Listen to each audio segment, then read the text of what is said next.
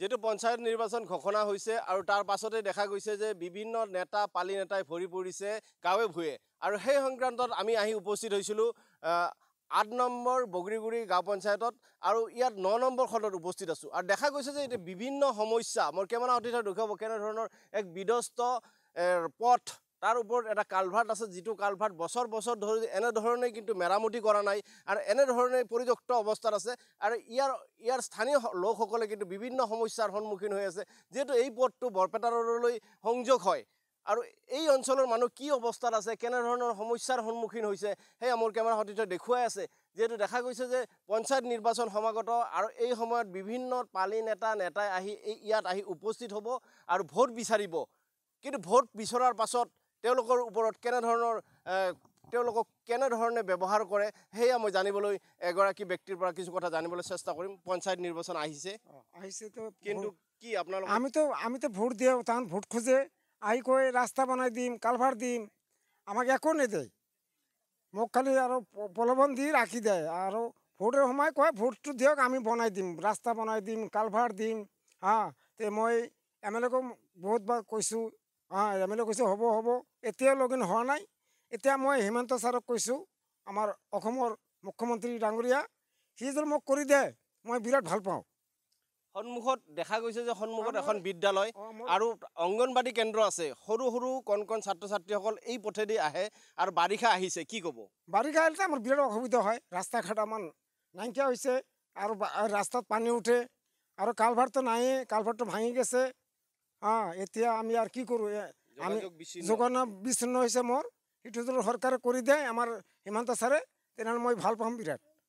হয় এইদৰে দেখা গৈছে কিন্তু তেওঁলোকৰ যি বৰপেটা ৰোডলৈ সংযোগ হয় এই পথটো কিন্তু বিভিন্ন সমস্যা তেওঁলোকৰ সমস্যা হৈ ৰৈ যায় বিভাগীয় কৰ্তৃপক্ষ তথা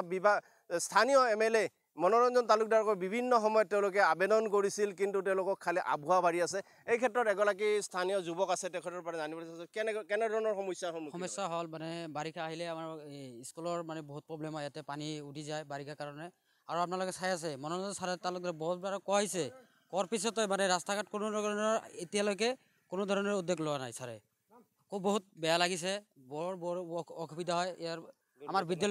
বিদ্যালয়ৰ ছাত্ৰ ছাত্ৰীসকলে আহি থাকে আহোঁতে বহুত প্ৰব্লেম হয় এতিয়ালৈকে চাওক আপোনালোকে কালভাৰটো কেনে ভাল হৈ আছে বহুত প্ৰব্লেম ইয়াতে বাৰিষা আহিলে ভৰি যায় ফিল্ডখন গোটেইখানি ভৰি যায় তাৰমানে ইয়াতে বহুত প্ৰব্লেম হয় পঞ্চায়ত নিৰ্বাচন আহিছে ভোট ভোট বিচাৰি থাকে কিন্তু ভোট দিয়াৰ পিছতে কোনোৱে নাথাকে আমাৰ গাঁৱৰ কোনো মানুহে খবৰ নলয় ইয়ে আমাৰ অসুবিধা কি ক'ব যে এই সময়ত কি আবেদন জনাব আবেদনৰ কাৰণে হ'ল আমাৰ ৰাস্তা ঘাটটো কমপ্লিটলি ভাল হ'ব লাগে আৰু এই কালভাৰৰ প্ৰব্লেম আছে আপোনাৰ বাৰিষা আহিলে যিটো আমাৰ স্কুলৰ উত্তৰ দুমনি স্কুল যিটো প্ৰাথমিক বিদ্যালয় ইয়াতে অলপ প্ৰব্লেম হয় কাৰণ বাৰিষা আহিলে পানী উঠি যায় ভৰি যায় তাৰমানে ইয়াতে কিবা এতিয়া কাম কৰি দিব লাগে মানে হয় ইয়াত যি দুমনি প্ৰাথমিক বিদ্যালয় আছে বিদ্যালয়ৰ প্ৰধান শিক্ষকগৰাকী আমি লগ পাইছিলোঁ উত্তৰ দুমনি প্ৰাথমিক বিদ্যালয়ৰ প্ৰধান শিক্ষকগৰাকীক লগ পাইছিলোঁ তেখেতৰ পৰা জানিব বিচাৰিম যে কেনেধৰণৰ সমস্যা যিহেতু বাৰিষা সমাগত আৰু পঞ্চায়ত নিৰ্বাচন আহিছে কি জনাব কি জনাম তাৰমানে আমাৰ এইটো হৈছে মানে আৰমাৰী উত্তৰ চোবা হেবিটেশ্যন বুলি কোৱা হয় আমাৰ এই দুমনি গাঁৱৰ এইটো যিটো চোবা হেবিটেশ্যন আৰমাৰী উত্তৰ চোবা আমি একদম পিছপৰা আমাৰ এইফালে কোনো জনপ্ৰতিনিধিয়ে মানে খা খবৰ নলয় এই ৰাস্তাটো বহুত দিনে আমাৰ সমস্যা ভাল নকৰে কালভাৰটো এতিয়ালৈকে কালভাৰটো নিৰ্মাণ হোৱাই নাই আমাক ইয়াতে মোটামুটি বগলতলা চকলৈকে 3টা কালভাৰৰ প্ৰয়োজন আছে 3টা কালভাৰৰ প্ৰয়োজন আছে তেতিয়া মই অনুৰোধ জনাইছোঁ বিভাগীয় কৰ্তৃপক্ষক অতি সোনকালে ৰাস্তাটো মানে বনাব লাগে আৰু 3টা কালভাৰ হ'ব লাগিব আবেদন জনাইছিল ইয়াৰ আগতে জনাইছোঁ এমএলএ নিজে আহি মিটিঙো কৰিছে আমাক কথা দিছে কাম কৰিম বুলি কৈছে আৰু কোনো নাই এতিয়ালৈকে মই জনামতে কোনোটো পদক্ষেপ লোৱা নাই মই জনামতে হয় এই স্থানীয় লোকৰ বিভিন্ন সমস্যা দেখুৱালোঁ আমি